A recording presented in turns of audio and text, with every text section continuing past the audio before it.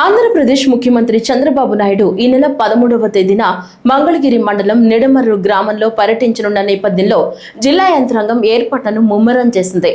జిల్లా collector CM Saikanth Varma, joint collector Ashutosh Srivastava, CRDA అదనపు commissioner Bhargava Teja, SP Vakul Jindal తో కలిసి శనివారం పర్యటన ఏర్పాట్లను పరిశీలించారు.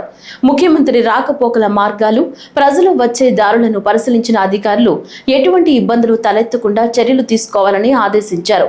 అన్ని శాఖల అధికారులు సమన్వయంతో పనిచేసి కార్యక్రమాన్ని విజయవంతం చేయాలని జిల్లా కలెక్టర్ సూచించారు. కార్యక్రమంలో RDO Srinivasarao, DRDA project director Vijayalakshmi, జిల్లా నీటి యాజమాన్య సంస్థ పీడీ శంకర్ తదితర అధికారులు పాల్గొన్నారు.